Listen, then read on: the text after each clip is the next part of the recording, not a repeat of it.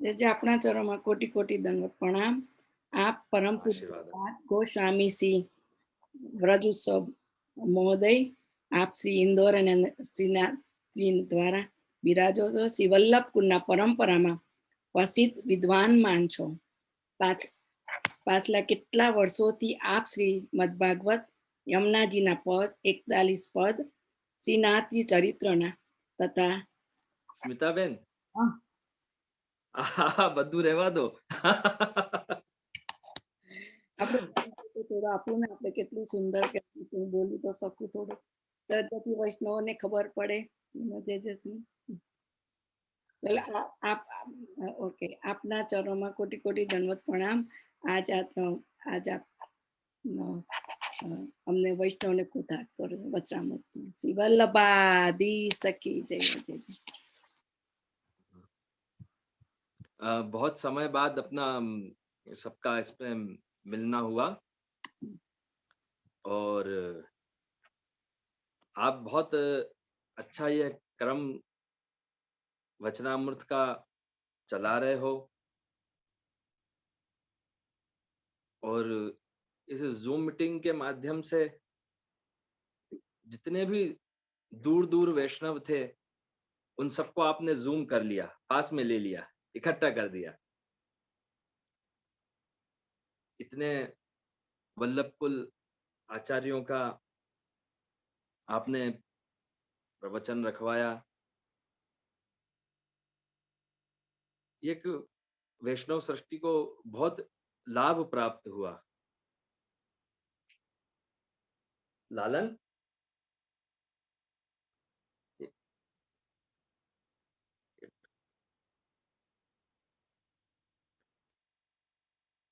तो एक बहुत ही एक अनुपम यह कार्य आपने किया है। बहुत ही सुंदर यह मनोरथ आपने सिद्ध किया। जिस प्रकार से एक पुष्प वाटिका होती है, गार्डन होता है, इसमें अलग अलग प्रकार के पुष्प होते हैं। उन सभी पुष्पों का गुण अलग होता है, उनकी सबकी खुशबू अलग होती है, लेकिन होते सब एक ही गार्डन में, बगीचे में हैं। तो उसी प्रकार से आपने यह श्री वल्लभ वंश की जो पुष्प वाटिका है, इसमें अलग अलग विविध बालकों के वचनामृत रखवा के श्री वल्लभ के सिद्धांत की सुगंध, श्री ठाकुर जी की कृपा की सुगंध आपने सब वैष्णव को लाभ लिवाया। यह बहुत ही प्रशंसनीय कार्य आपने किया है, इसलिए आपको बहुत बहुत शुभाशीर्वाद इस उपलक्ष्य में। प्रवचन का, वचनामृत का शुभारंभ करते हैं।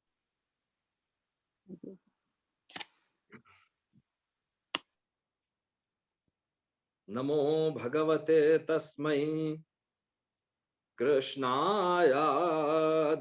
कर्मणे रूप नाम विभेदेन जगत क्रीडति यो यतः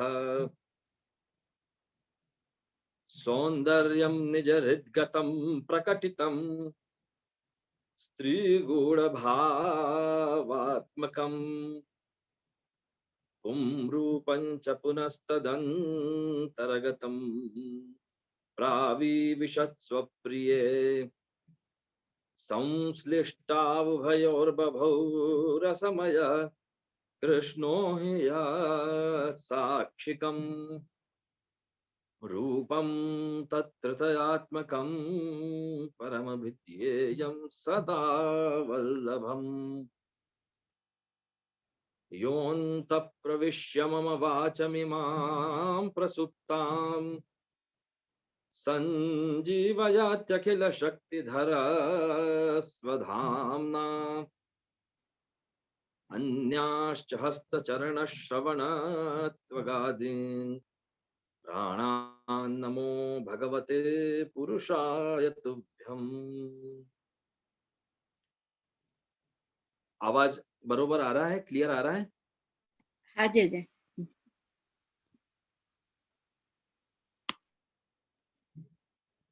आत्मीय वैष्णव जनों, वल्लभीय वैष्णव सृष्टि, जो वैष्णव जूम मीटिंग के माध्यम से, यूट्यूब के माध्यम से इस दिव्य श्रृंखला का, अलौकिक श्रृंखला का लाभ ले रहे हैं, इससे समस्त विश्व में विराजित वैष्णव भक्त महानुभाव जन, आज प्रवचन का विषय जो विचार किया है वह है वैष्णव धर्म, भगवत सेवा।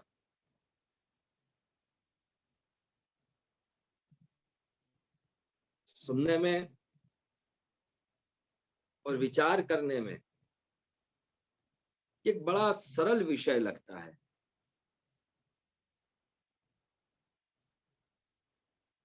सहज लगता है कि वैष्णव धर्म बड़ा कॉमन सा विषय लगता है, लेकिन ये बड़ा महत्व का विषय है। और इसी पे हमारे अलौकिक जीवन की पूरी बागडोर है, पूरा इसी के ऊपर दारो मदार है।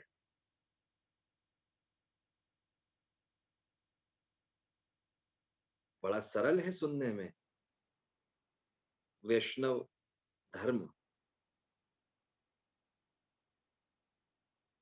लेकिन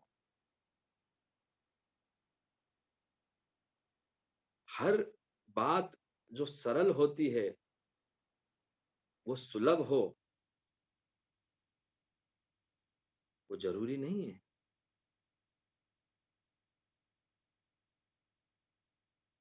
जो हमें सरलता से दिख रहा हो वो सुलभ हो,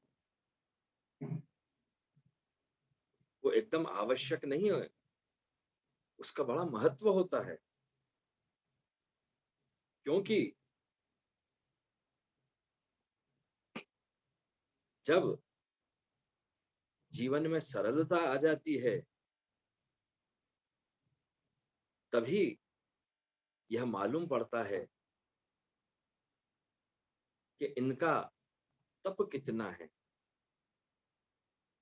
इन्होंने जीवन में कितना भाव धारण किया हुआ है, अपने वैष्णव जीवन को कृतार्थ किया हुआ है। जिस प्रकार से यह हवा, यह वायु, ऑक्सीजन हमें कितनी सरलता से मिल रही है, लेकिन यह सुलभ है, इसका महत्व नहीं है, ऐसा नहीं। हम कितनी बार ही श्वास खींचते हैं, हमारा ध्यान नहीं जाता इसके ऊपर कि हम श्वास ले रहे हैं, तो क्या इसका महत्व नहीं है? प्राणवायु का बड़ा महत्व।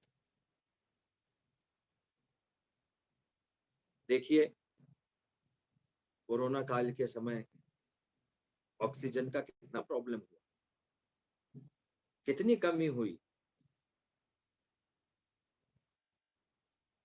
इसलिए यह जो विषय है आज का, वैष्णव धर्म, वैष्णवता, इसका बड़ा महत्व है। जिस प्रकार श्री ठाकुर जी नंद नंदन, यशोदा नंदन, गोपीजन वल्लभ हमको सरलता से प्राप्त हो गए, ब्रज भक्तों को सरलता से प्राप्त हो गए, गोपीजनों को सरलता से प्राप्त हो गए। लेकिन जब प्रभु की सरलता का महत्व हमने नहीं समझा तो क्या हुआ? अभिमान आ गया, अहंकार आ गया, और जब अभिमान आ गया, अहंकार आ गया, तो उसका परिणाम क्या हुआ कि रास रमते रमते श्री ठाकुर जी अंतर्धान हो गए।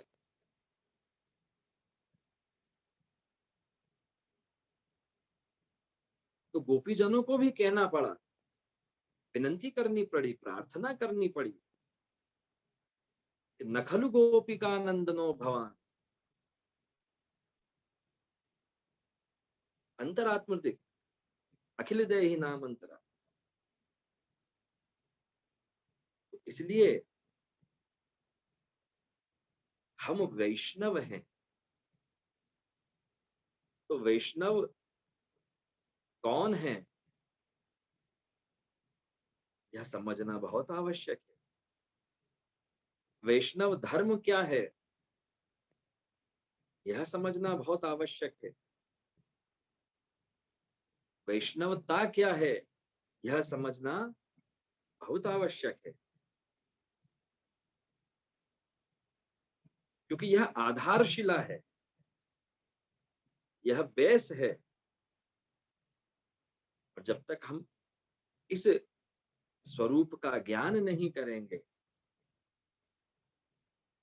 तब तक श्री ठाकुर जी की कृपा प्राप्त नहीं कर सकते। हमें फल की प्राप्ति हो नहीं सकती, वह भाव हमारे अंदर जागृत हो नहीं पाएगा। जिस प्रकार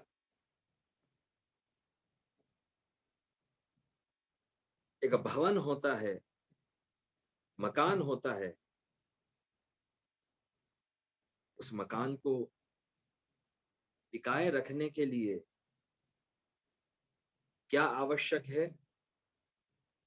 स्तंभ, खंभा होना आवश्यक है, बीम कॉलम होना आवश्यक है।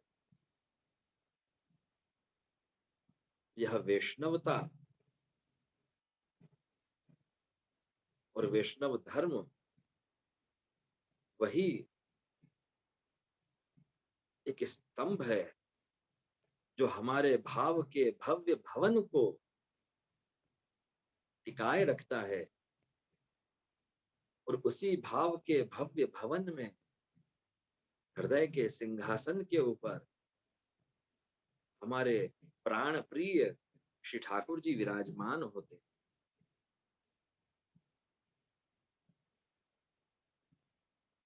तो वैष्णव क्या है? तो जो प्रभु की सेवा में, गुरु की सेवा में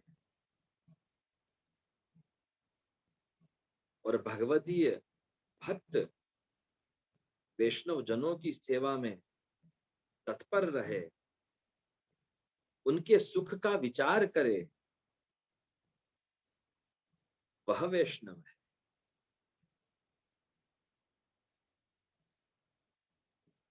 जो श्री ठाकुर जी की सेवा करे वह वैष्णव।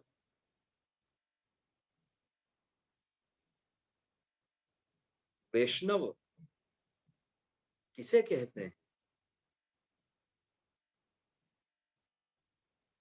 तो वैष्णव उसे कहा जाता है कि जिसके अधीन श्री वल्लभ हों वह वैष्णव है। क्योंकि श्री वल्लभ के अधीन ही श्री ठाकुर जी हैं।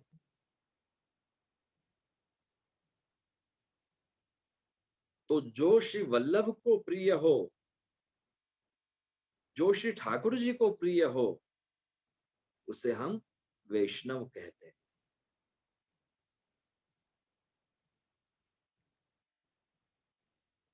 फिर भले ही वह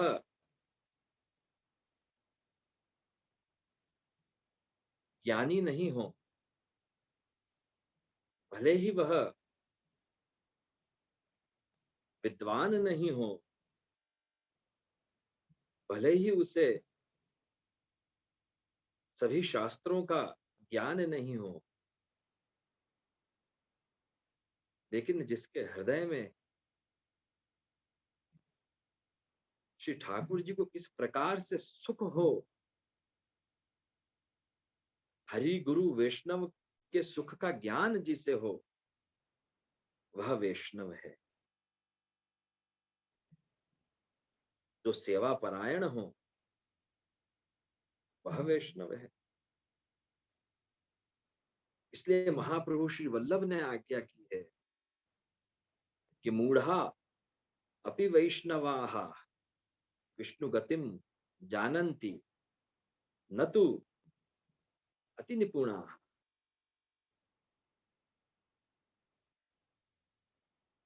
जिनको शास्त्र का ज्ञान नहीं है,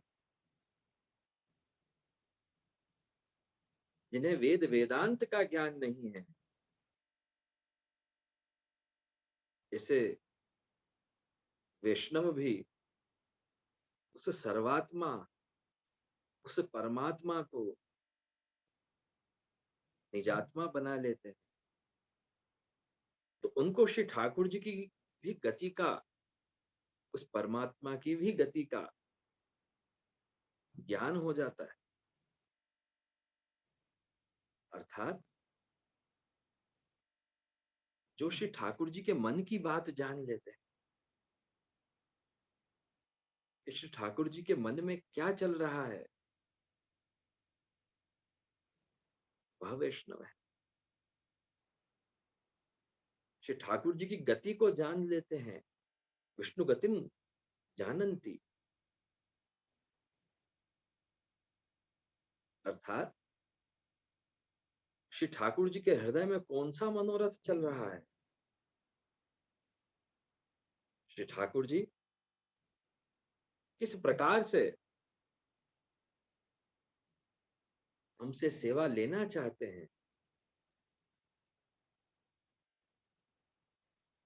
इसको जो समझ जाए, वह वैष्णव है।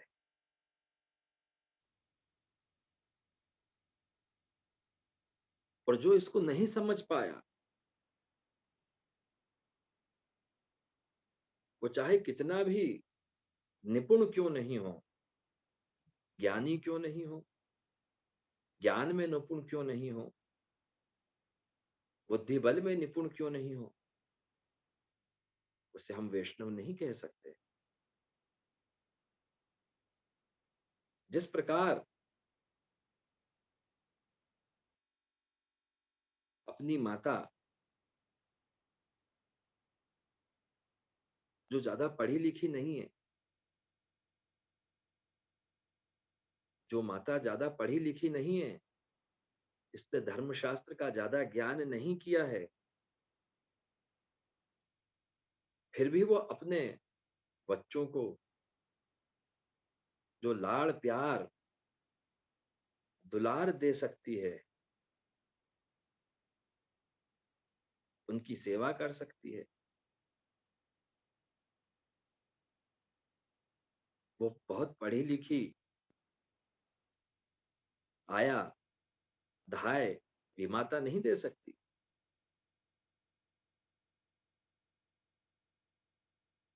चाहे वो कितनी भी निपुण क्यों नहीं हो, इतनी भी सुंदर क्यों नहीं हो, लेकिन जो सहजता, जो आनंद बालक को अपनी माता के गोद में आता है, वो धाय की और आया की गोद में नहीं आ सकता। उसी प्रकार से श्री ठाकुर जी जिनसे हिलक गए हैं, श्री ठाकुर जी उन्हीं की सेवा स्वीकार करते हैं। और जिनकी सेवा श्री ठाकुर जी स्वीकार करते हैं, उन्हें हम वैष्णव कहते हैं। क्योंकि इस स्नेह में, इस हिलक में सहजता है, सुकोमल भाव है। इसीलिए कहा गया है कि वैष्णवत्वम ही सहजम। सहजता क्या है? जैसे चिड़िया आकाश में उड़ती है, तो उस चिड़िया के उड़ने में कितनी सहजता है।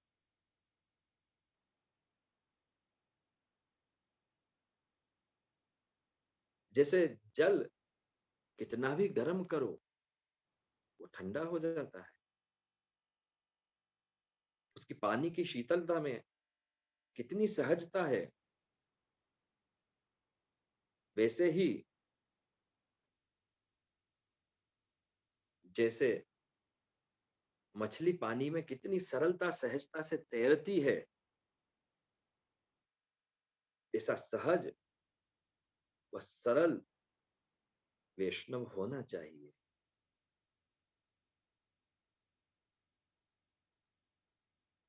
तभी वह श्री ठाकुर जी के कृपा सागर में सहजता से, सरलता से तैर सकता है, विचरण कर सकता है, आनंद ले सकता है। और ऐसे ही सरल, सहज और सुकोमल भाव वाले जीव को वैष्णव कहा जाता है।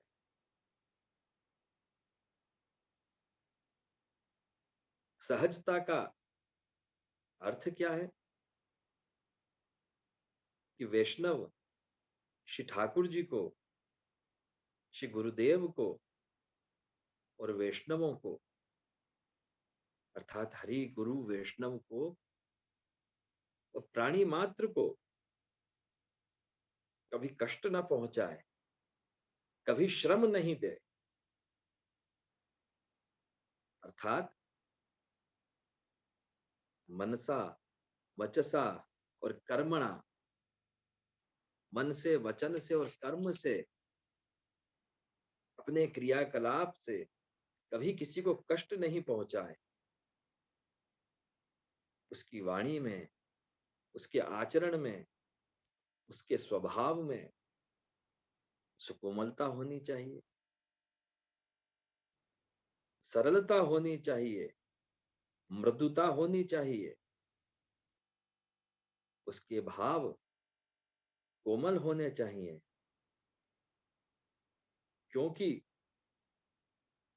वह किसका दास है?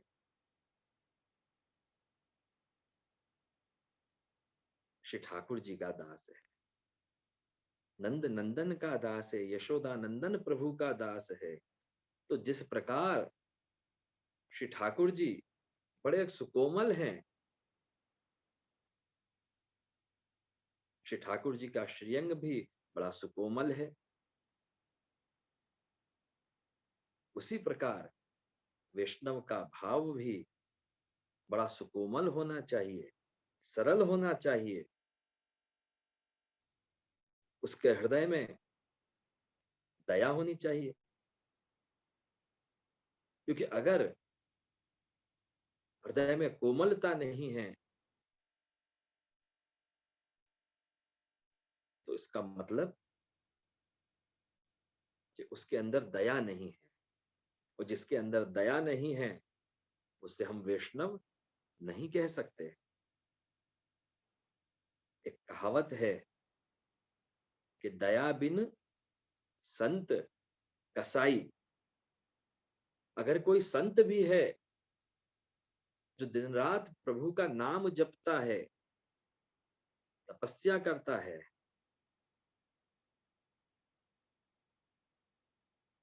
लेकिन अगर उसके हृदय में करुणा नहीं है तो वो कसाई है,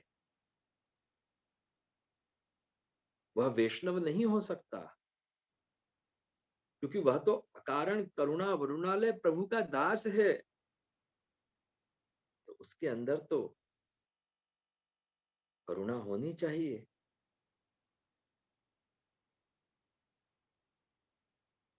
इसीलिए तो अपने आप वार्ता प्रसंगों में यह वर्णन आता है, जिस प्रकार श्री गोसाई जी की वार्ता में वर्णन आता है। एक कुंजरी की वार्ता आती है कि श्री गोसाई जी प्रवास में पधार रहे थे। तब आप श्री ने देखा कि एक वृद्धा महिला प्यास से तड़प रही है, मानो उसके प्राण निकल ही जाएंगे।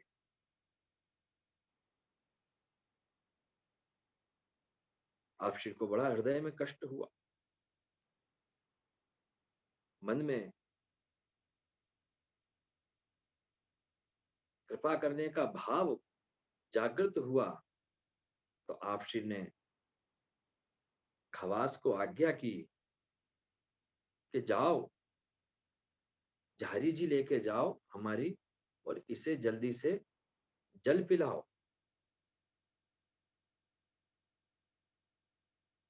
अन्यथा इसके प्राण निकल जाएंगे।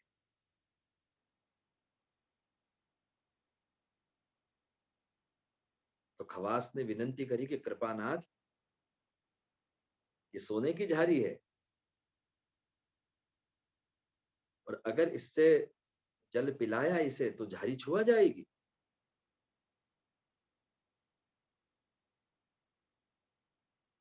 नुकसान हो जाएगा, अपवित्र हो जाएगी। तब श्री गोसाई जी महाराज आज्ञा करते हैं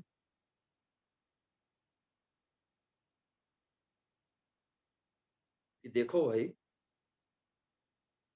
अगर झारी जी छिवा गई तो झारी जी तो वापस आ जाएगी, अगर इसके प्राण चले गए तो इसके प्राण वापस आने वाले नहीं है।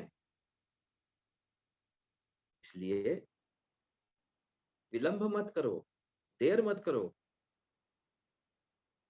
इसे तुरंत जल पिलाओ। इसलिए तो हम श्री गोसाई जी को परम कृपालु, परम दयालु की पदवी से विभूषित करते हैं कि आप श्री का स्वभाव सहजता में कृपा करने का है। तो हम ऐसे श्री ठाकुर जी के दास हैं, ऐसे श्री वल्लभ के दास हैं, श्री गोसाई जी के सेवक हैं, तो हमारा स्वभाव भी कैसा होना चाहिए? दया करने का स्वभाव होना चाहिए,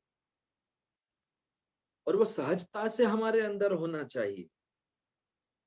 ऐसा नहीं कि हम जिसे पहचानते हो उसी के ऊपर दया करें, हम जिसे जानते हो उसी के ऊपर हम प्रेम भाव रखें। नहीं, वैष्णवत्वम ही सहजम, ये सहजता से ये भाव हमारे अंदर विराजमान हो जाना चाहिए।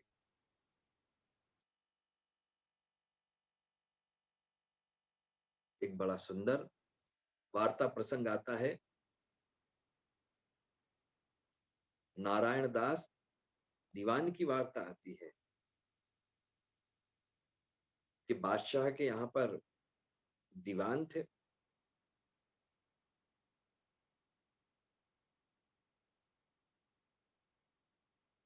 तो बादशाह का हुक्म मानना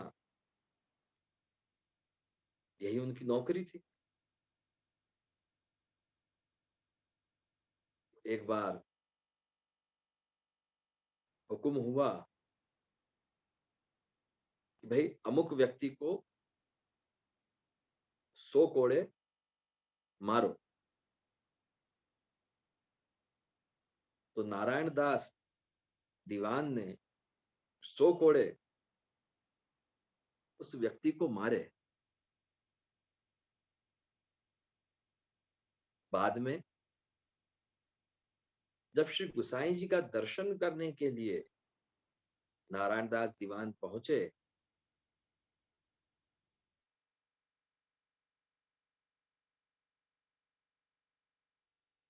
उस व्यक्ति को वहां पर श्री गुसाई जी के सन्मुख बैठा देखा।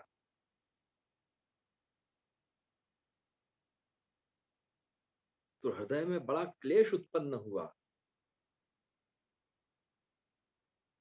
हृदय में बड़ा क्षोभ हुआ। मन ही मन अपने आप को धिक्कारने लगे, कोसने लगे कि यह मुझसे कैसा अपराध हो गया, कैसा पाप हो गया।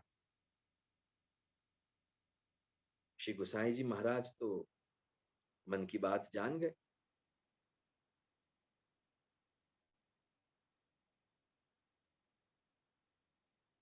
क्योंकि नारायण दास के नेत्रों में से अश्रुपात होने लग गया था। श्री गुसाई जी ने पूछा कि क्या हुआ। तब नारायण दास ने कहा कि कृपानाथ, मैंने इन वैष्णव को आज 100 कोड़े मारे और मुझे पता नहीं था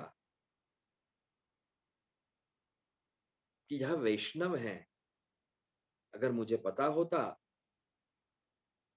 कि यह वैष्णव है तो मैं ऐसा अपराध कभी नहीं करता। और जब उनकी पीठ देखी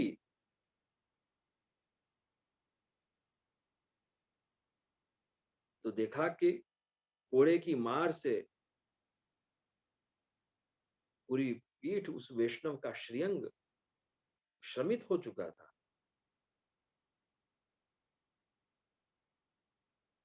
आत्मग्लानि हुई नारायण दास को। तब श्री गुसाई जी महाराज ने आज्ञा की कि अरे नारायण दास, भले तूने वैष्णव नहीं जाना, लेकिन तुझे यह तो पता था ना कि यह जीव है। तुझे इतना तो ज्ञान होना चाहिए था कि यह प्राणी है। और तू यह भी भूल गया कि यह जीव है, यह प्राणी है, किसी भी प्राणी को कष्ट नहीं पहुंचाना चाहिए। इससे वैष्णवता खंडित हो जाती है, वैष्णव भाव बिखर जाता है, श्री ठाकुर जी रुष्ट हो जाते हैं।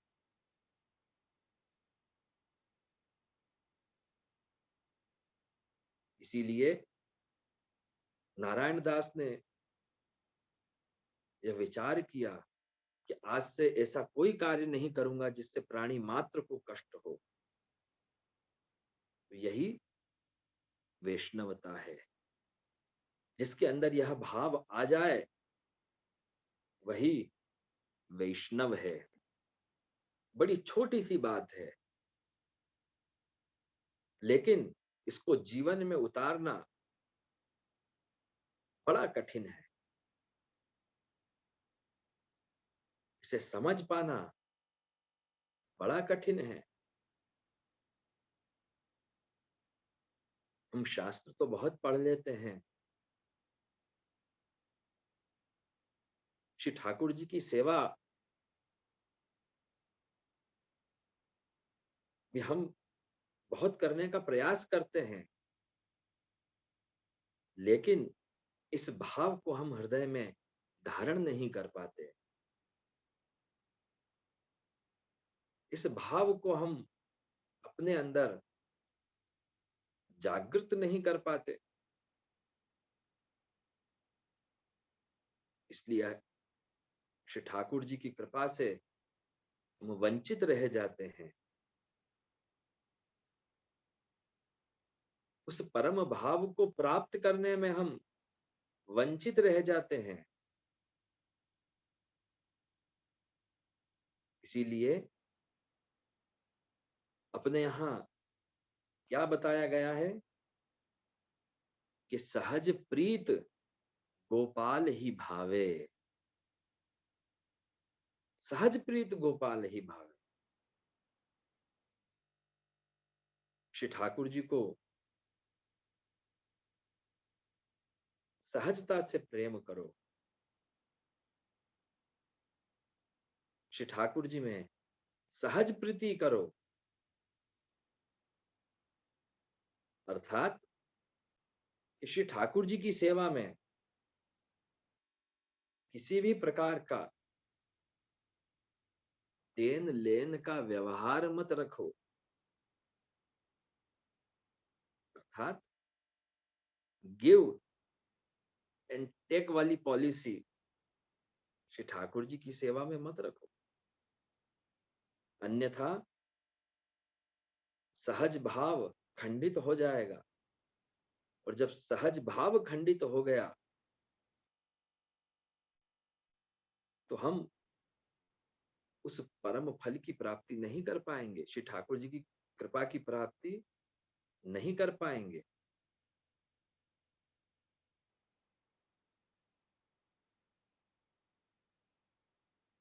व्यवहार में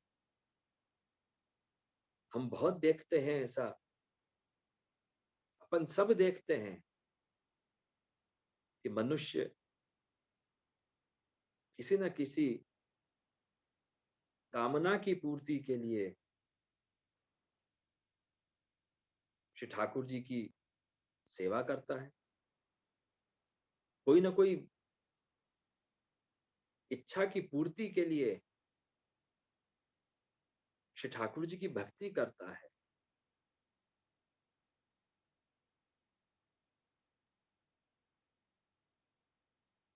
तो श्री ठाकुर जी से देन लेने का व्यवहार कर बैठता है कि प्रभु, हे प्रभु, मेरा यह कार्य हो जाए तो मैं राजभोग करवाऊंगा। मेरा यह मनोरथ पूर्ण हो जाए तो मैं आपका मनोरथ करवा दूंगा। लेकिन विचार करो कि क्या हमारे मनोरथ करवाने के लिए प्रभु विवश है? क्या श्री ठाकुर जी को इस प्रकार के मनोरथ की कोई गरज है? जरा सोचो कि जो इस प्रकार स्वार्थ भावना से श्री ठाकुर जी से प्रेम करते हैं, श्री ठाकुर जी की सेवा करते हैं, और श्री ठाकुर जी के सामने ऐसी डिमांड रखते हैं, कभी श्री ठाकुर जी सामने से मना कर दें कि नहीं भाई, तू रेवा दे, મને નત જોઈએ તારો મનોરથ, નથી જોતું તારો રાજભોગ, તું રેવા દે, તો પછી શું થશે? श्री ठाकुर जी तो सहज भाव के आगे विवश हो जाते हैं। श्री ठाकुर जी को तो भाव का आस्वादन करना है, प्रेम का आस्वादन करना है, और जिसके अंदर कोई देन और लेन के व्यवहार की भावना है,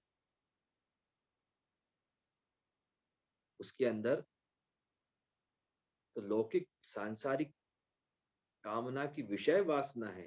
श्री ठाकुर जी ऐसे विषय वासना से भरे हुए मन का मनोरथ कभी स्वीकार नहीं करते। इसलिए जीवन में सरलता, सहजता होनी चाहिए, और सहज प्रीत का अर्थ है कि श्री ठाकुर जी से सहज भाव से, बिना स्वार्थ भाव से, बिना लाग लपेट के प्रेम होना चाहिए। और वही श्री महाप्रभु वल्लभ आज्ञा करते हैं कि स्नेहो भक्ति ही, ऐसा स्नेह ही भक्ति है। और ऐसा प्रेम किन्होंने किया? ब्रज भक्तों ने श्री ठाकुर जी से ऐसा प्रेम किया। गोपी जनों ने श्री ठाकुर जी से इस प्रकार से प्रेम किया।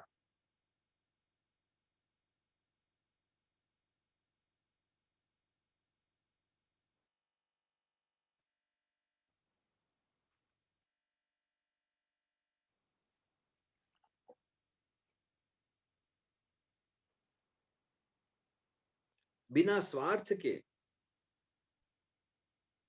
बिना लोभ के, बिना लालच के ठाकुर जी से प्रेम किया। इसीलिए तो श्रीमद् भागवत आदि शास्त्रों में भी कहा गया है कि गोपी जनों ने जो निर्मत्सर भाव से, बिना स्वार्थ से जो श्री ठाकुर जी से प्रेम किया, वही परम धर्म है। और नंददास जी ने भी यही कहा कि गोपीजन व्रज भक्त कौन है? वह निर्मत्सर संत हैं। इसीलिए तो अपने यहाँ एक सिद्धांत स्थापित कर दिया गया, एक प्रमाण वाक्य बना दिया गया, एक सूत्र बता दिया गया कि सेवा रीत प्रीत व्रज जन की। सेवा कैसी होनी चाहिए? जो व्रज भक्तों ने जिस प्रकार से की, उस प्रकार से सरल भाव से, सहज भाव से, दास भाव से, प्रभु को सुख पहुंचाने के भाव से सेवा होनी चाहिए। बिना लाग लपेट के सेवा होनी चाहिए। और कैसी होनी चाहिए? जैसी प्रीत, जैसा प्रेम ब्रज भक्तों ने श्री ठाकुर जी से किया, उसी प्रकार से हमें भी प्रेम श्री ठाकुर जी से करना चाहिए। बिना मोल को चेरो बनकर,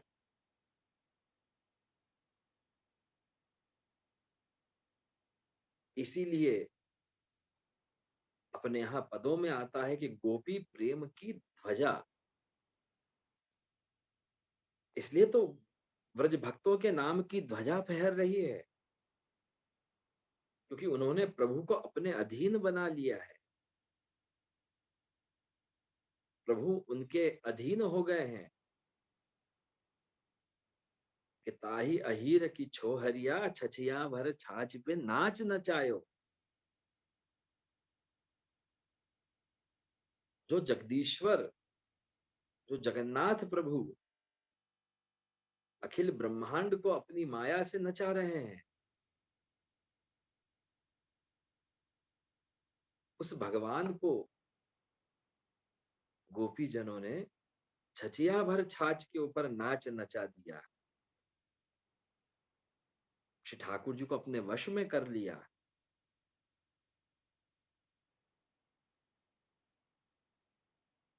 जितना दर्शन करने की लालसा व्रज भक्तों को श्री ठाकुर जी के रहती थी,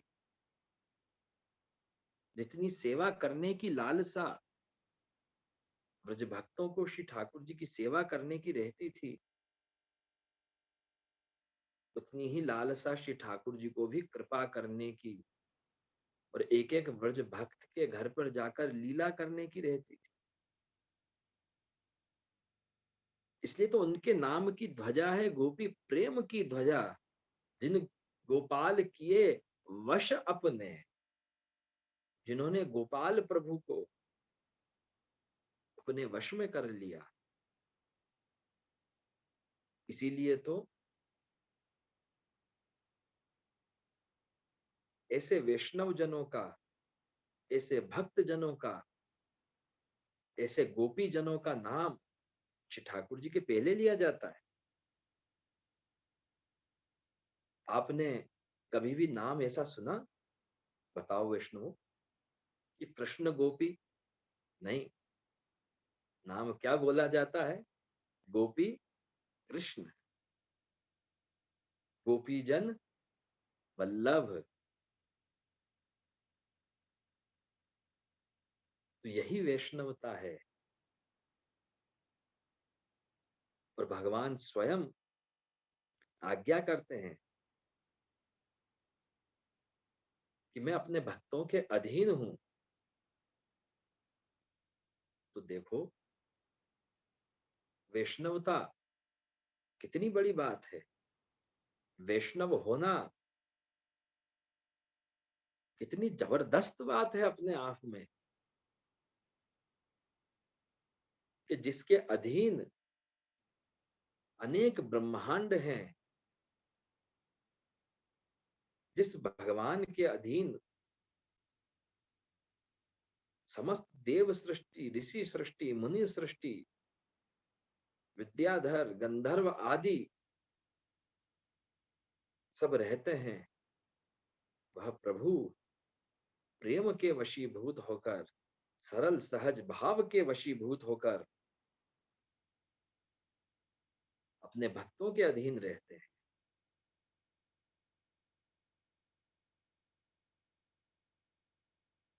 तो श्री ठाकुर जी के सन्मुख, गुरु के सन्मुख सहज भाव से सेवा में, उनकी टहल में रहना चाहिए। यही सहज दास धर्म है, यही सहज दासपना है। श्री गुसाई जी विवृत्ति में आज्ञा करते हैं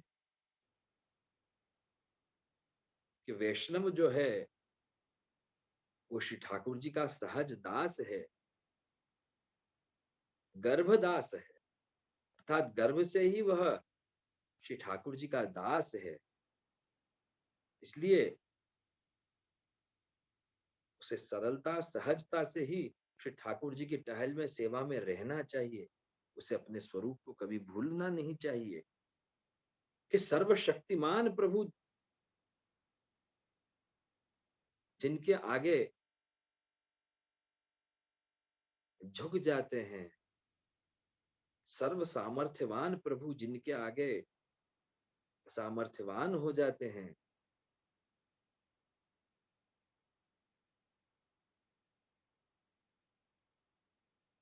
प्रभु जिनके आगे पीछे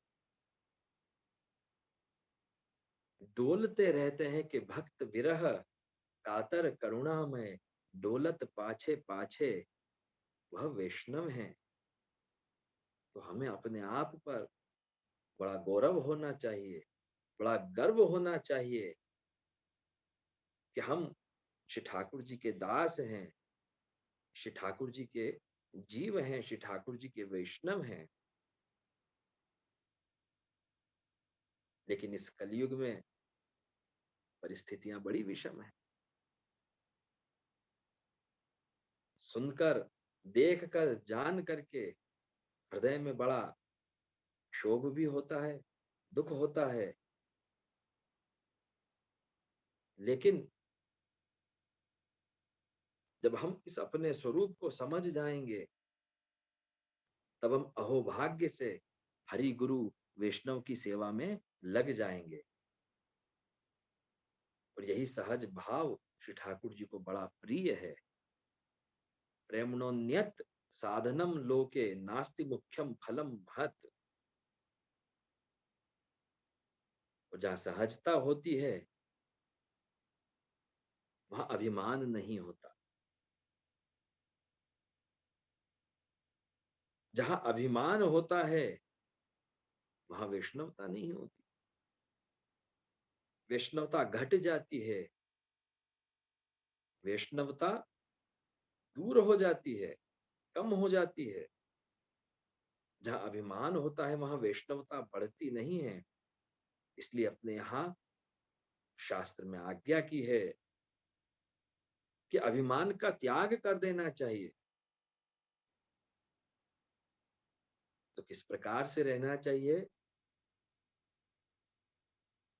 दैन्य भाव से, दीन भाव से रहना चाहिए। अभिमान बहुत प्रकार के होते हैं। धन का अभिमान होता है। बहुत से वैष्णवों को धन का अभिमान हो जाता है कि मेरे पास बहुत धन है, मेरे पास बहुत वैभव है और मैं इतने वैभव से श्री ठाकुर जी की सेवा करता हूँ। तो जहां यह अभिमान आ गया वहां वैष्णवता चली गई। श्री ठाकुर जी की सेवा खंडित हो गई, भाव खंडित हो गया। अभिमान अलग अलग प्रकार के होते हैं। धन का अभिमान, विद्या का अभिमान, शरीर के बल का अभिमान। और जब इस अभिमान का, इस घमंड का बल टूटता है तभी जाके वैष्णव भाव जागृत होता है।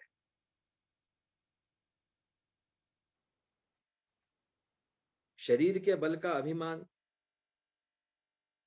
जैसे वासुदेव दास छकड़ा को था।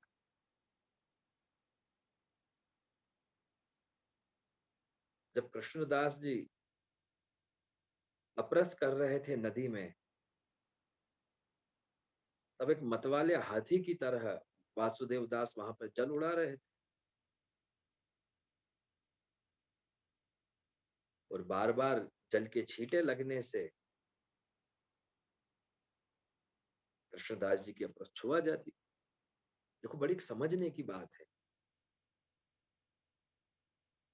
कभी भी हम अपन नदी पर जाके पवित्र स्नान करते हैं या ब्रज यात्रा में जाते हैं तो अलग अलग कुंडों पे, तीर्थों पे स्नान करते हैं, तो एक सहजता से व्यक्ति का मन जो है बड़ा चंचल हो जाता है, मचल जाता है। न जाने क्या हो जाता है, वो स्नान करते करते जल के छींटे उड़ाना प्रारंभ कर देता है। तो यहाँ क्या शिक्षा मिलती है कि स्नान करते समय जल के छींटे नहीं उड़ाना चाहिए, अन्यथा अपरस छुआ जाती है। वो तीर्थ का भी अपमान होता है। जब क्यों उड़ाने लगे छींटे तो कृष्णदास जी ने कही कि भैया जल मत उड़ा, लेकिन नहीं माने। क्यों नहीं माने? क्योंकि शरीर का बल, अहंकार बहुत था, अभिमान बहुत था कि मैं बहुत बलिष्ठ हूं, बलवान हूं। जब बार बार समझाने पे भी नहीं माने तो कृष्णदास जी ने जाके उनका हाथ पकड़ लिया, वासुदेव दास छकड़ा। जब हाथ पकड़ लिया तो वासुदेव दास छकड़ा ने विचार किया कि मैं तो बड़ा बलवान हूं और यह तो दुबला पतला व्यक्ति है, 1 मिनट में हाथ छुड़ा लूंगा, पछाड़ दूंगा। लेकिन बड़ा प्रयत्न किया, बड़ी कोशिश की, बड़ा यत्न जतन किया, हाथ नहीं छुड़ा पाए। हाथ नीला पड़ने लगा। तब वासुदेव दास छकड़ा ने क्षमा मांगी।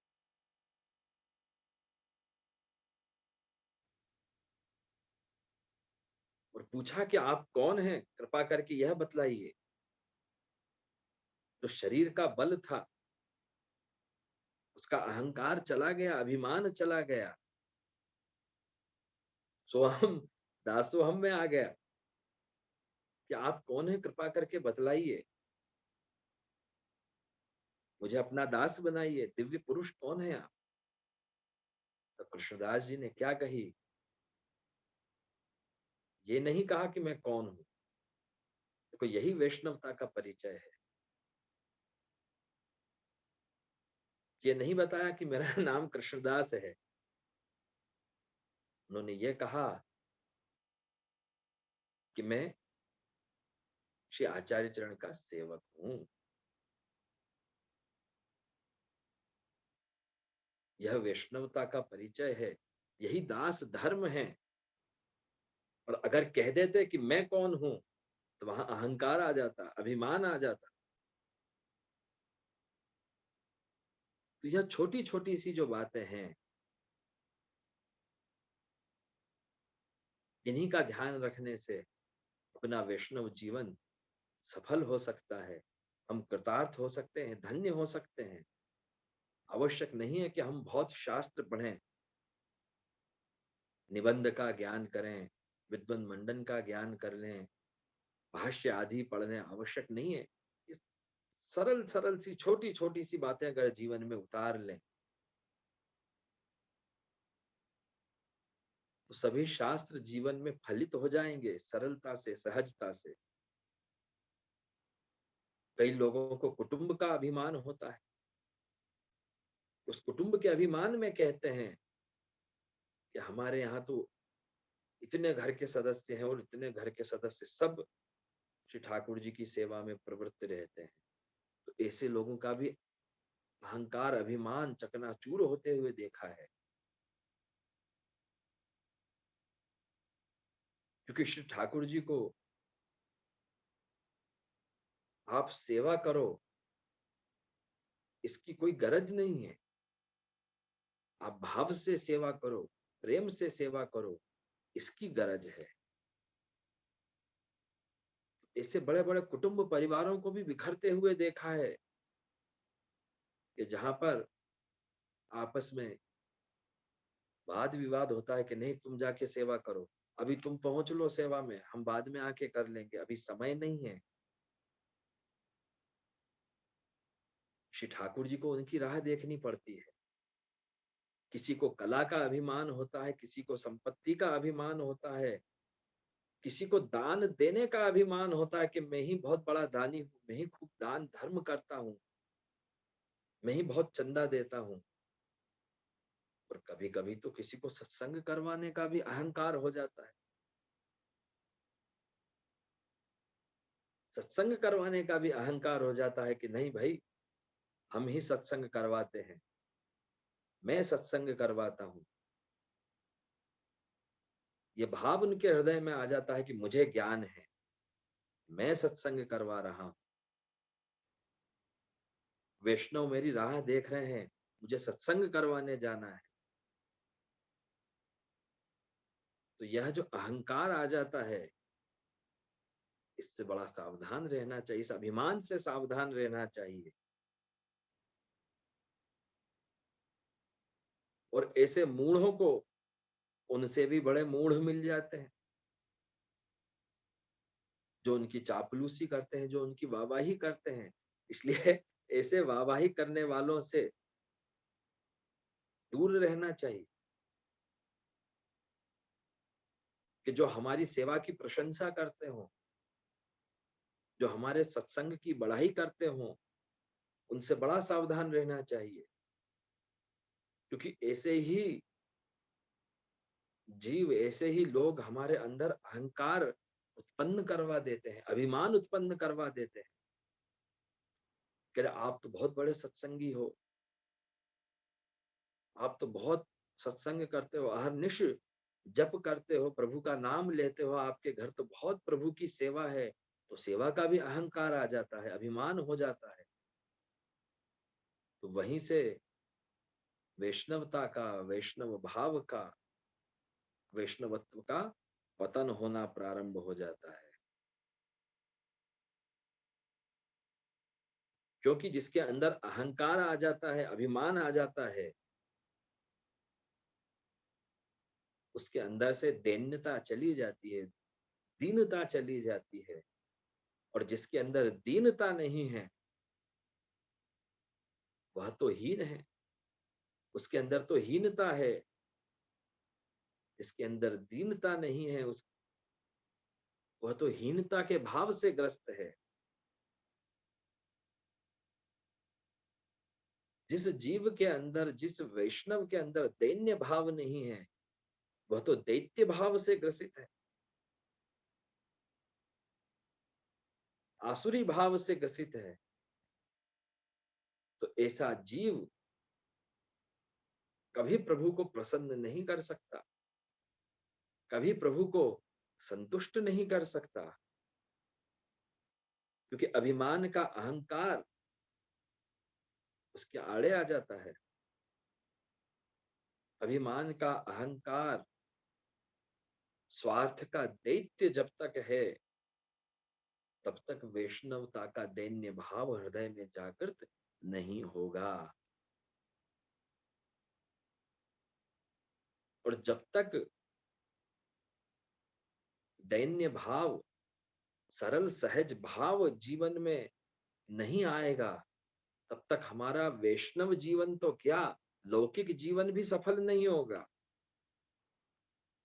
क्योंकि अहंकारी मनुष्य को समाज भी स्वीकार नहीं करता, अभिमानी व्यक्ति को परिवार और कुटुंब भी स्वीकार नहीं करता, लोग उसकी निंदा करते हैं। जो व्यक्ति परिवार में, मित्र मंडली में, समाज की सभा में, दुकानदारी में, व्यवसाय में, नौकरी में अभिमान और स्वार्थ रखता है, वह व्यक्ति सदा पीड़ित रहता है। इसलिए वैष्णव जीवन के लिए ही नहीं, एक सामान्य मनुष्य जीवन के लिए भी यह बहुत आवश्यक है कि हम जीवन में दीनता रखें, दैन्य भाव रखें, तो परिवार भी प्रसन्न रहेगा, कुटुंब भी प्रसन्न रहेगा, लोग हमारा तिरस्कार नहीं करेंगे, समाज हमें अभिवादन का और सम्मान का पुरस्कार प्रदान करेगा।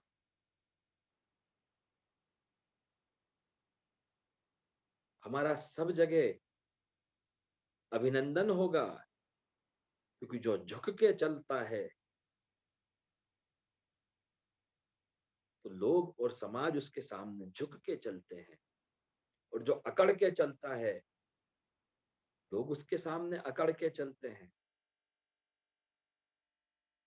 जो प्रेम से बोलता है लोग उससे प्रेम से बोलते हैं। इसलिए तो जब अपन प्रेम से, दैन्य भाव से, दीनता से किसी को हाथ जोड़ के कहते हैं जय श्री कृष्ण, तो कितना भी बड़ा वैष्णव क्यों नहीं हो, करोड़पति हो, अरबपति हो, कितना भी ज्ञानी क्यों नहीं हो, वह भी हाथ जोड़ के प्रेम से सर झुका के जय श्री कृष्ण ही कहेगा।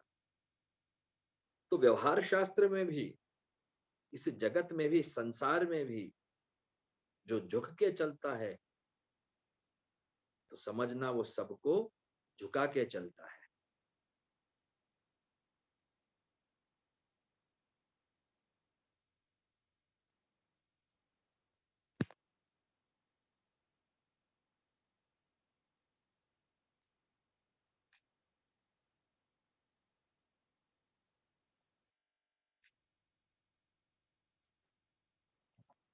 इसलिए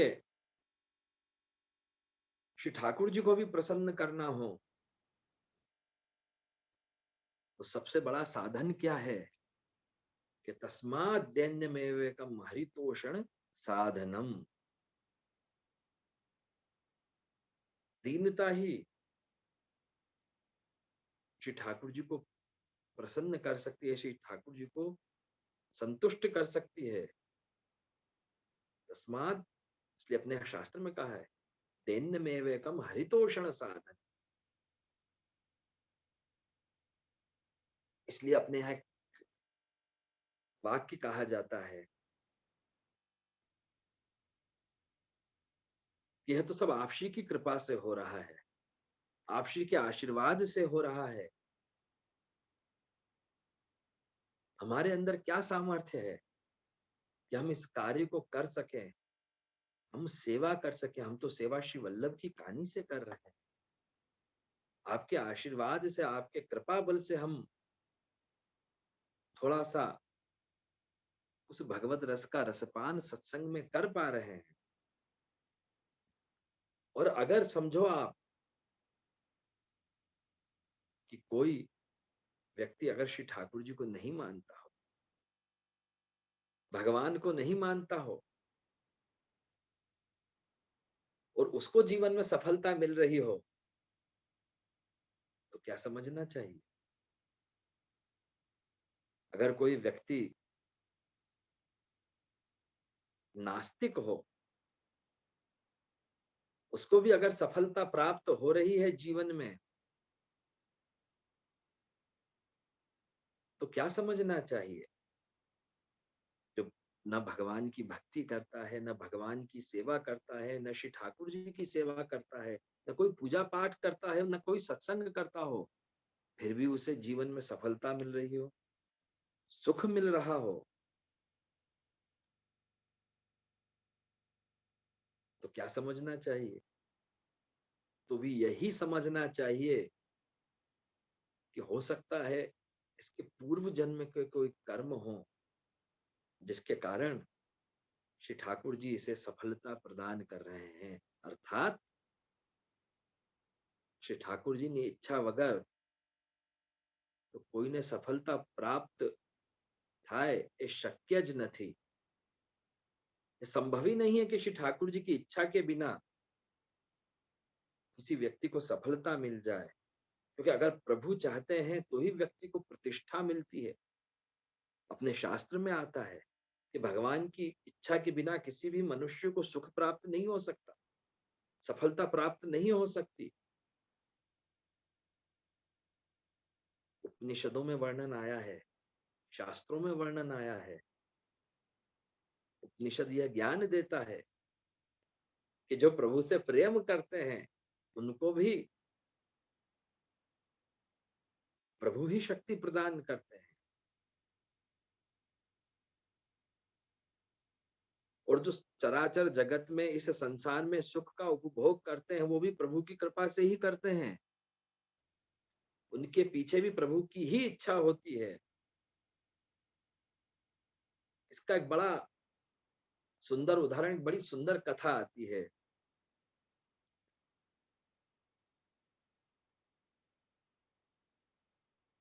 कि जब लंका पर विजय प्राप्त करने के लिए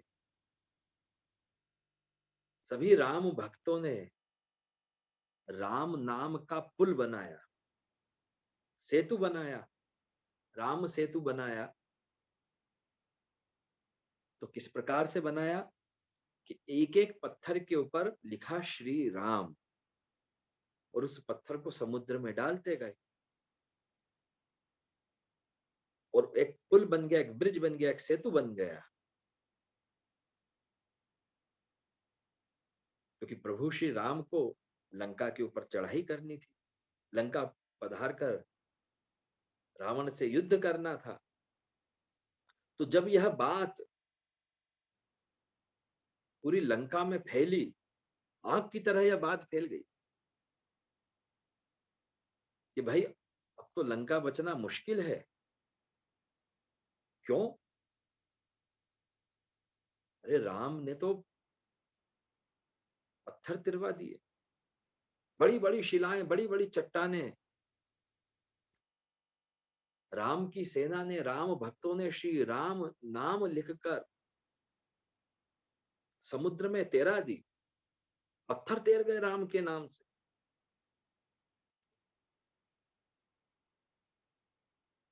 बड़ा आश्चर्य हुआ।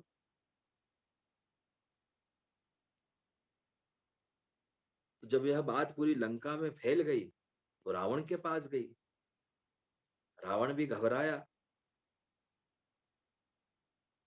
वैसे तो एक सहज सिद्धांत भी है, वेद में भी आता है कि ग्रावाण प्लवंते, पत्थर तिरते हैं,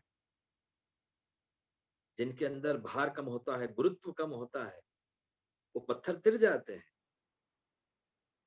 तो ऐसे ही जिनके अंदर अहंकार का भाव नहीं होता, जिनके अंदर अहंकार का भार नहीं होता, तो जिनके ऊपर श्री ठाकुर जी का नाम का ठप्पा लगा हुआ होता है कि यह वैष्णव है, वो सब जगह तिर जाते हैं, वो भवसागर से तर जाते हैं, उस भवसागर में डूबते नहीं।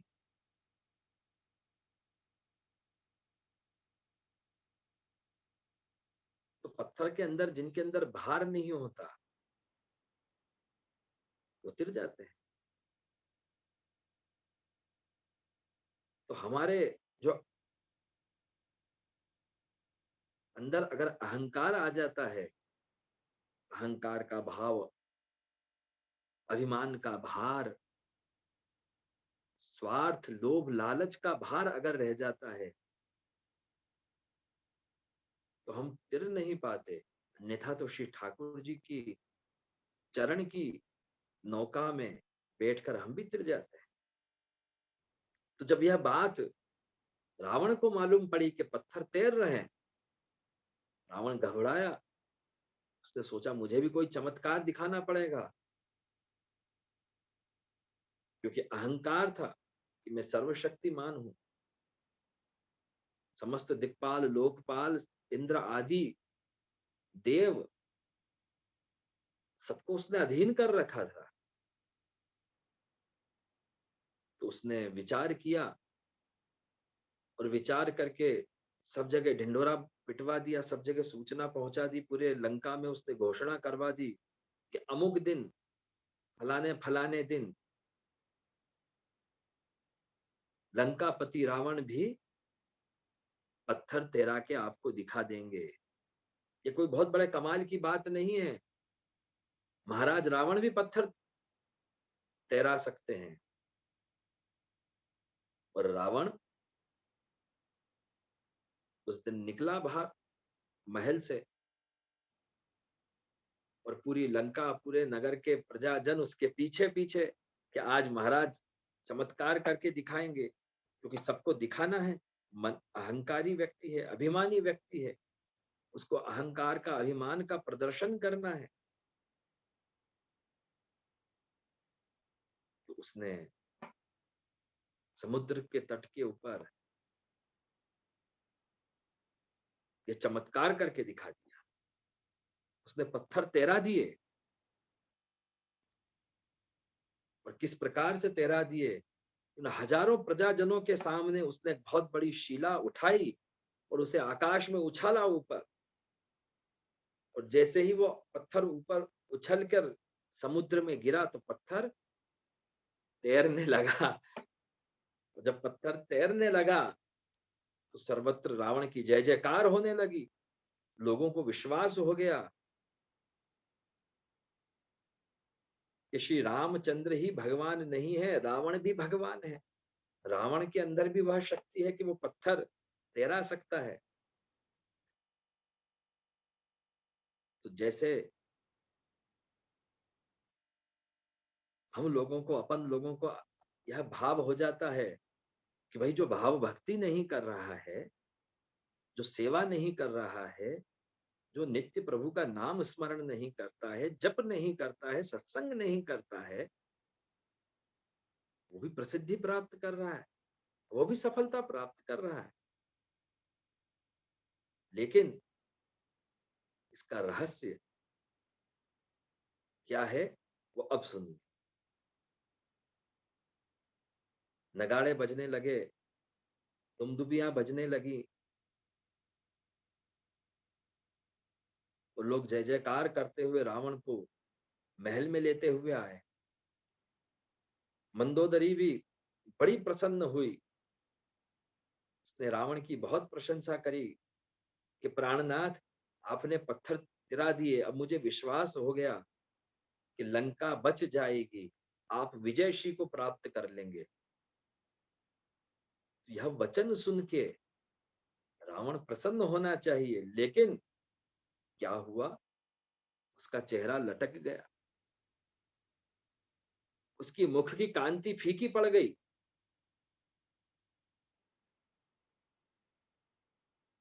एकदम मुंह उतर गया।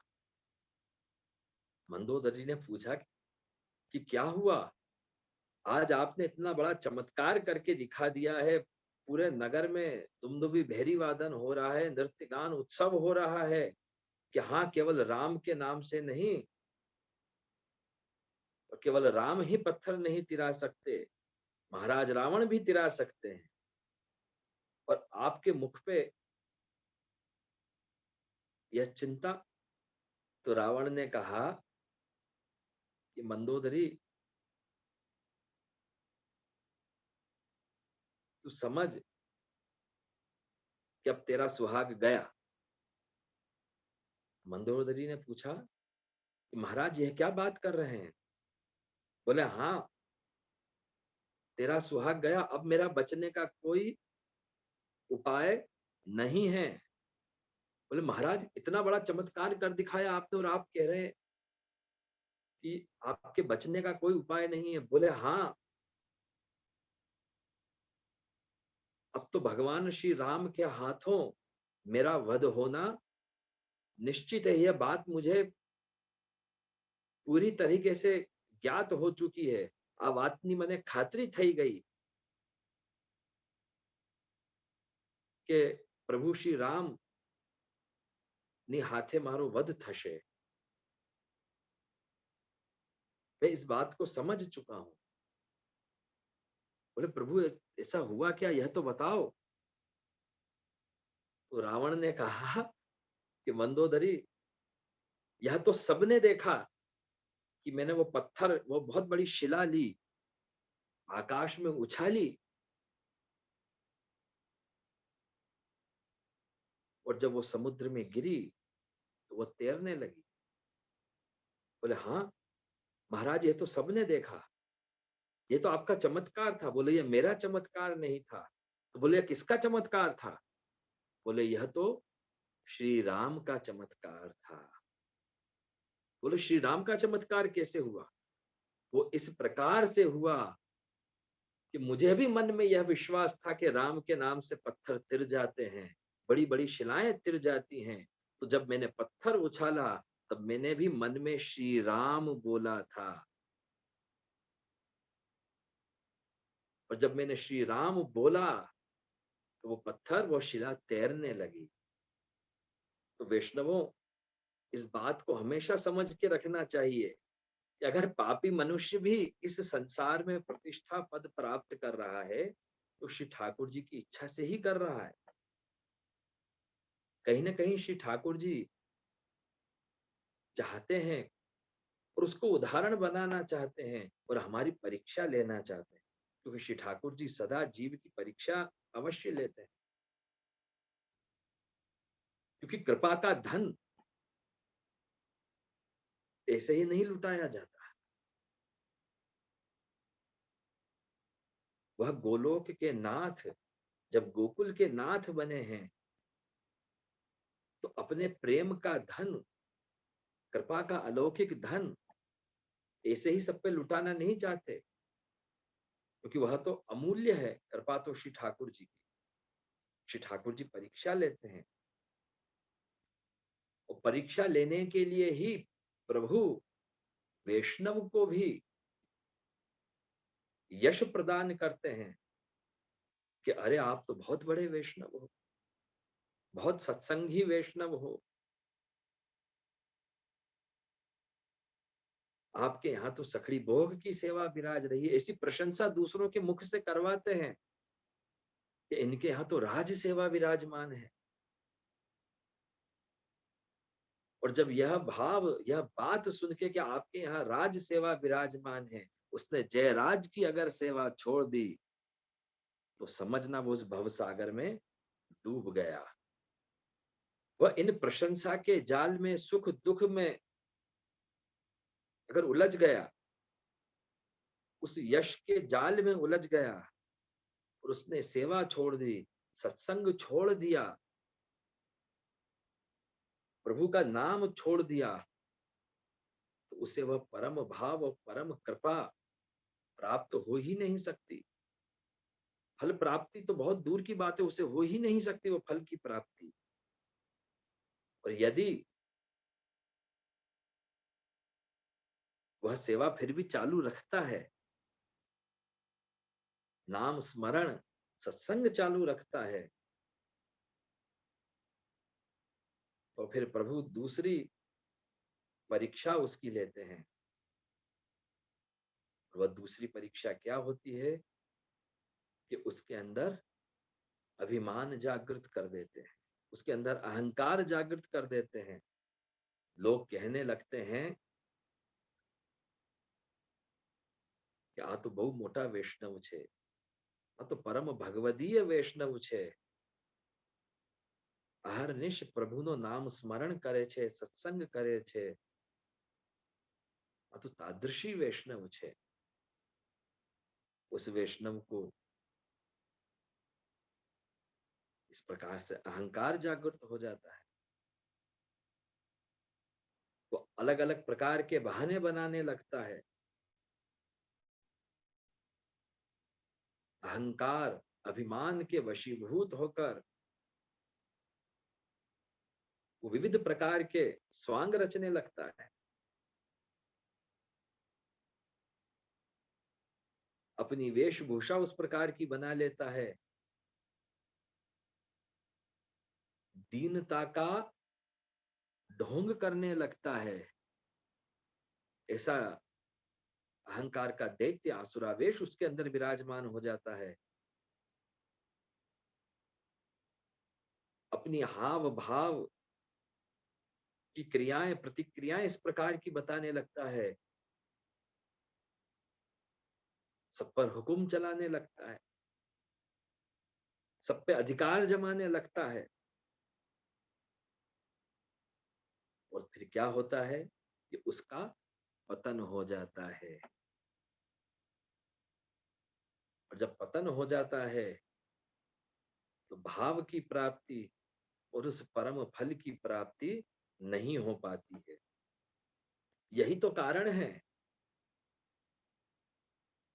सबसे बड़ा कारण यही है कि वर्षों से सत्संग करने के बाद भी प्रभु की कृपा नहीं मिल रही। वर्षों से सेवा करने पर भी श्री ठाकुर जी का सहानुभाव प्राप्त नहीं हो रहा है, कोई स्फुरणा नहीं हो रही है, कोई अनुभूति नहीं हो रही है कि प्रभु हमसे क्या चाहते हैं, प्रभु हमसे क्या मांगना चाह रहे हैं। हम ऐसी कौन सी सेवा करें जिससे प्रभु संतुष्ट हो जाएं। उसके अंदर वैष्णव भाव विराजमान नहीं हो पाता। वो समझ ही नहीं पाता है कि प्रभु मुझसे मांग रहे हैं कुछ। वैष्णव कौन है जो प्रभु को कुछ देने की भी क्षमता रखता हो, प्रभु को भी सुख और उस परमानंद प्रभु को भी परमानंद देने की जो ताकत रखता है, वह वैष्णव है। जो प्रभु इस चराचर जगत को सुख संपत्ति ऐश्वर्य वैभव देने की ताकत रखते हैं, जिनके आगे सब ऋषिगण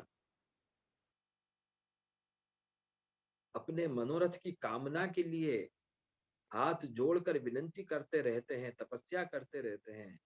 देवता लोग ऐश्वर्य की कामना करते रहते हैं। ऐसे सर्वेश्वर प्रभु को भी, भगवान को भी वैष्णव देने की ताकत रखता है। और जो प्रभु को देने की ताकत रखता है उसे ही वैष्णव कहा जाता है। लेकिन उसको इस बात की अनुभूति क्यों नहीं हो पाती? सबसे बड़ा प्रश्न यही होता है कि हम इतने वर्षों से सेवा कर रहे हैं, लेकिन प्रभु सानुभाव क्यों नहीं जताते? क्योंकि हमने इतनी छोटी सी बात को जीवन में नहीं समझ के रखा है कि वैष्णवत्वम ही सहजम दैन्यमेवेकम हरितोषण साधनम। और श्री ठाकुर जी की कृपा से हम वंचित रह जाते हैं, क्योंकि हमें अहंकार का बुखार चढ़ा हुआ है, अभिमान का बुखार चढ़ा हुआ है। और जिस व्यक्ति को बुखार चढ़ जाता है, ज्वर चढ़ जाता है, उसे स्वाद नहीं आता, भोजन करने की इच्छा नहीं होती, और कुछ भी खिलाओ तो उसे भोजन भाता नहीं है, उसकी जीभ पे से स्वाद चला जाता है। तो जैसे बुखार में स्वाद बिगड़ जाता है, और जब बुखार उतरता है तो वापस भोजन का स्वाद आ जाता है। तो इसी प्रकार वैष्णव को जब अहंकार का बुखार चढ़ता है, अभिमान का बुखार चढ़ता है कि मैं इतने घंटे सेवा करता हूं, मैं इतना बड़ा मर्यादी हूं, मैं इतना बड़ा सत्संगी हूं, तब उसे भगवद रस का स्वाद नहीं आता, भगवद रसास्वाद उसे प्राप्त नहीं हो पाता।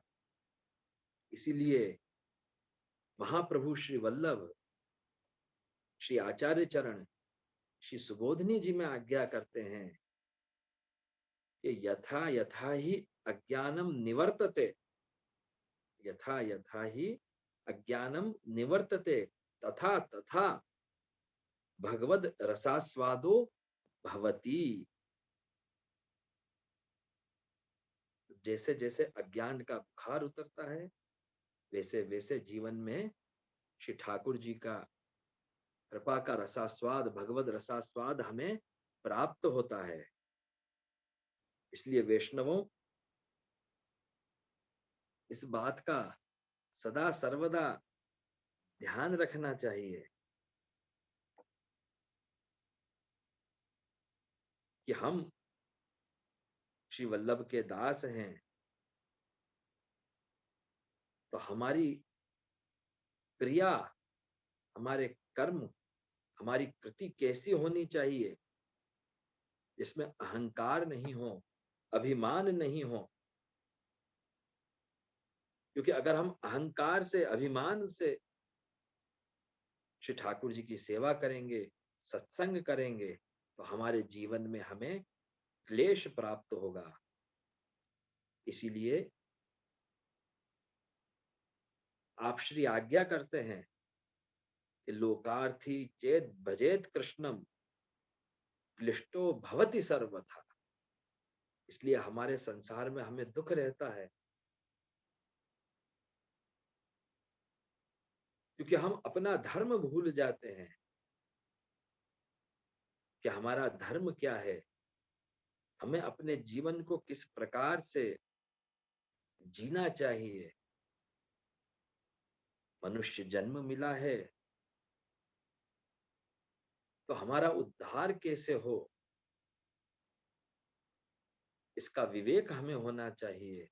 वैष्णव जन्म मिला है तो उसमें श्री ठाकुर जी की कृपा की प्राप्ति कैसे हो, श्री ठाकुर जी किस प्रकार हमें मिले, सरलता से, सहजता से। जिस प्रकार से डगर चल गोवर्धन की बाट, खेलत बीच मिलेंगे मोहन जहां गोधन के ठाट। इसी सरलता से, सहजता से प्रभु हमें कैसे प्राप्त हो जाए, इसका प्रयत्न करना चाहिए, इसी का विचार करना चाहिए। और वह इस प्रकार से मिलेंगे, वैष्णव धर्म का पालन करने से, भगवत धर्म का पालन करने से, वैष्णवता का पालन करने से ही हमारे जीवन में आनंद और सुख की प्राप्ति होगी। क्योंकि श्री ठाकुर जी कभी ये नहीं चाहते न श्री वल्लभ कभी आज्ञा करते हैं कि तुम दिन भर सेवा में लगे रहो। नहीं, तुम दिन भर नाम जपते रहो। नहीं, भाव से, प्रेम से, जितनी अपनी क्षमता हो, जितनी अपनी योग्यता हो, जितना अपना सामर्थ्य हो, उसके अनुसार हम सरल भाव, सहज भाव धारण करके श्री ठाकुर जी की, श्री वल्लभ की, वैष्णव जन की सेवा में लगे रहें, तत् सुख का विचार करें, तो हमारा जीवन हम धन्य बना सकेंगे। क्योंकि श्री ठाकुर जी कैसे हैं? स्वल्प संतोषकम। आवश्यक नहीं है कि श्री ठाकुर जी को 56 भोग ही धरा जाए। यहाँ तो वार्ता प्रसंग में आता है कि श्री ठाकुर जी धानी पुनी में ही प्रसन्न हो जाते हैं। और पुष्टि भक्ति में तो क्या, मर्यादा भक्ति में भी इसका उदाहरण मिलता है कि श्री ठाकुर जी तो भाव के और प्रेम के भूखे हैं। श्रीमद् भागवत के तृतीय स्कंध में विदुर जी और उनकी पत्नी सुलभा का प्रसंग मिलता है। तो वैष्णव जनों, मुझे बड़ी प्रसन्नता है कि आज इतने समय बाद इस जूम के माध्यम से अपन सब दूर दूर है, लेकिन सब जूम में आ गए, सब पास हो गए, निकट में आ गए हैं। और इस प्रकार श्री वल्लभ के सिद्धांतों का, पुष्टि के सिद्धांतों का रसास्वादन कर रहे हैं। और वैष्णवता क्या है, वैष्णव कौन है और वैष्णव धर्म क्या है, इसको अपन समझ रहे हैं। मैं फिर कहना चाहूंगा कि सुनने में बड़ा सरल लगता है, बड़ा कॉमन सा टॉपिक लगता है, लेकिन यह सरलता ही जीवन में आना बड़ी मुश्किल है। क्योंकि जैसे जैसे मनुष्य जीवन में आगे बढ़ता जाता है, उसके जीवन में से सरलता, सहजता समाप्त होती चली जाती है। तो हम भाव भक्ति के कितने भी बड़े शिखर पर क्यों ना पहुंच जाएं, ज्ञान के कितने भी बड़े शिखर पर क्यों ना पहुंच जाएं, हम घर में कितने भी भाव और वैभव से क्यों नहीं सेवा कर रहे हों, लेकिन जीवन में एक सरलता छूटनी नहीं चाहिए, सहजता छूटनी नहीं चाहिए। क्योंकि सहज प्रीत गोपाल ही भावे, यह सरल भाव ही श्री ठाकुर जी को प्रसन्न करता है। कल पुनः अपन भारत के, इंडिया के समय पर 10 बजे श्री वल्लभ के दिव्य सिद्धांतों का, अलौकिक सिद्धांतों का, पुष्टि रस का रसास्वादन करेंगे। परम भगवदीय स्मिताबेन को मैं प्रभुमय अंतःकरण से और आप सभी वैष्णवों को मैं प्रभुमय अंतःकरण से बहुत बहुत शुभाशीर्वाद प्रदान करता हूं। और यही आशीर्वाद प्रदान करता हूं, श्री ठाकुर जी के श्री चरणों में यही विनंती करता हूं कि यह जो सत्संग का क्रम आपने प्रारंभ किया है,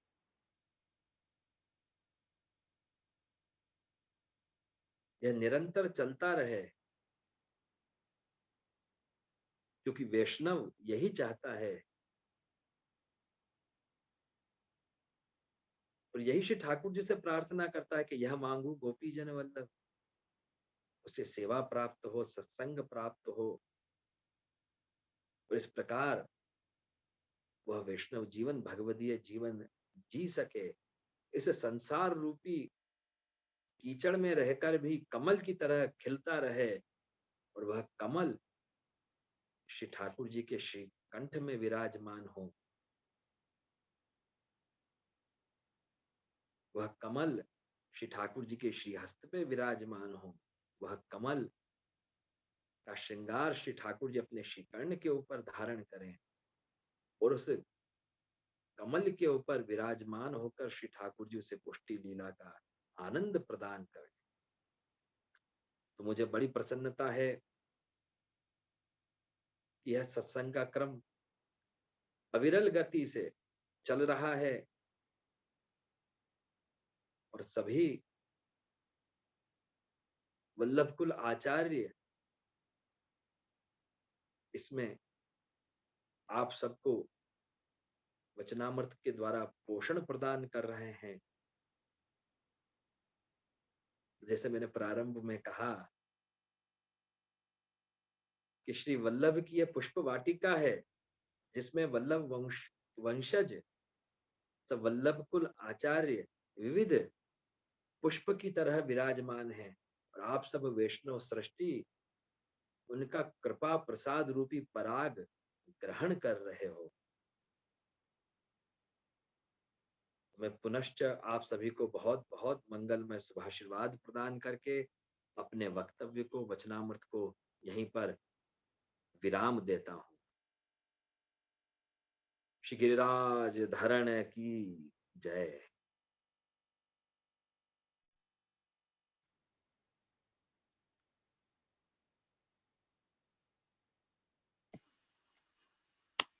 Mhm.